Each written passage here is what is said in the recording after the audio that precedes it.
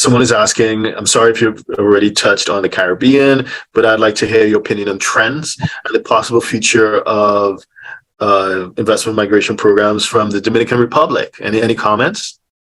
Interesting. So, I mean, in terms of the Caribbean, basically, as we know, we have the five different countries. They are always evolving, and which I think it is good and always improving.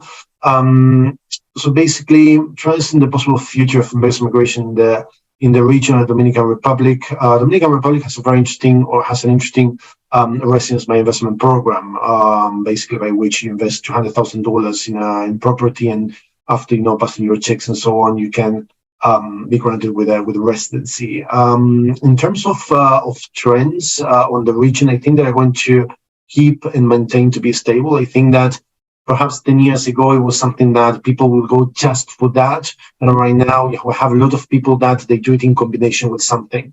It has been a very interesting tool to have in your belt, combined with another program, basically, combined with the European residency or including multi-citizenship. At the end of the day, there are many families, wealthy families, that what they are looking into it is to diversify their possibilities in case something happens. I mean, I always remember a client that I had in the past that basically he had his second or third residency in the Caribbean. He wasn't a Caribbean national, but he had a second or third residency in the Caribbean. And during the pandemic, he spent 2 or 3 months there.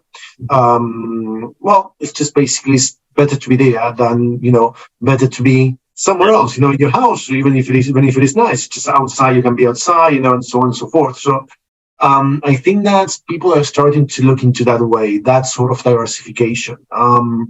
And when you have at the end of the day, a budget of 1 or 2 million euros to invest in property in Europe or in citizenship in Malta or whatever, it is the added cost for a Caribbean citizenship compared to the European residency or citizenship, it is fractional. And the benefits that they can give, they are much higher because it gives you the possibility of, if something happens, you go there, you have that alternative passport, citizenship.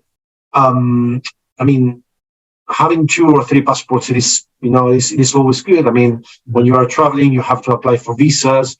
You want to go to certain countries, you need to apply for a visa. For certain nationals, it takes longer. For other nationals, it takes shorter. Sometimes it is that sort of things, it is that. So I think it is something that is a really good combination for many clients. Yeah. For the other ones, it is a first asset to have.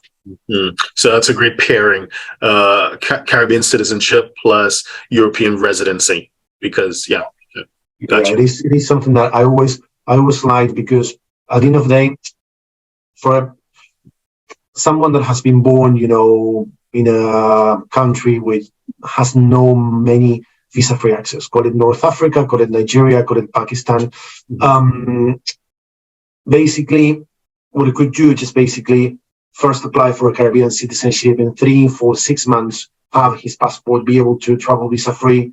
In the meantime, he can look at doing the investment in Europe. Whatever country he chooses, can be Portugal, Spain, Greece, Italy, doesn't really matter at the end of the day. It matters that it fits his goals.